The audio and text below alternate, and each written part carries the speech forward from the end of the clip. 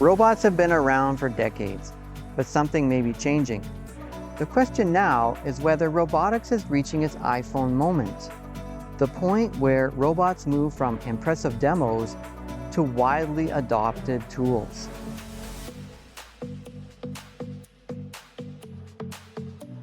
One reason this matters now is labor.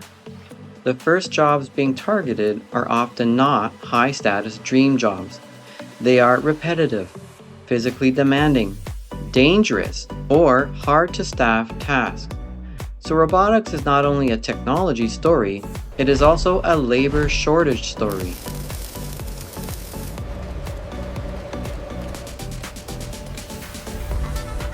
The iPhone moment for robots may not come from one breakthrough alone. It may come from three S-curves rising together: intelligence, data, and the body.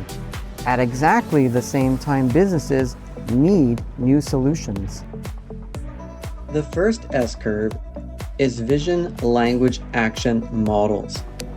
These models connect what the robot sees, what a person asks it to do, and what the robot physically does.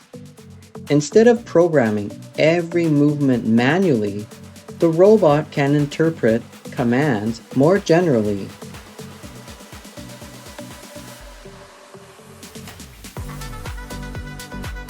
The second S-curve is the data flywheel. The more robots operate in the real world, the more useful data they generate. That data improves the models. Better models make better robots. Better robots then create even more valuable data.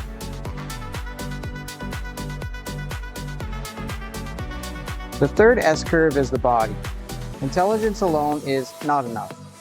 A robot still needs motors, joints, sensors, batteries, hands, actuators that are strong, safe, affordable, and reliable.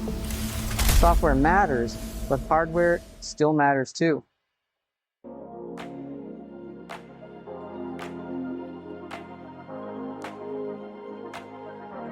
What makes this moment important is that these three S-curves reinforce each other.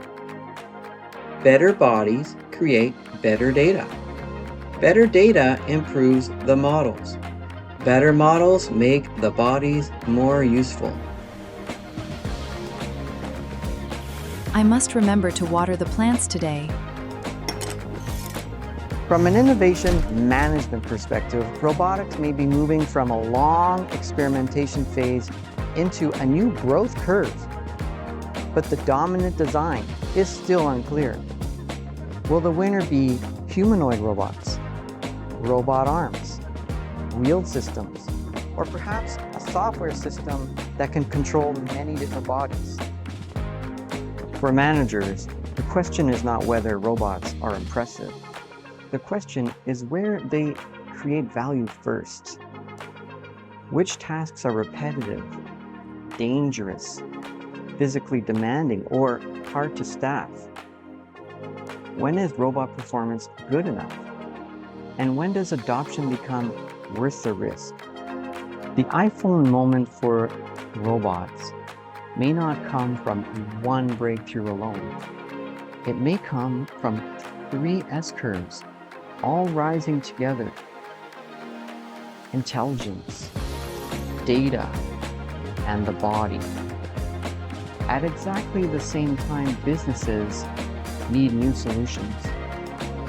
Robotics also highlights the hard truth about innovation culture. Organizations need experimentation, but disciplined experimentation.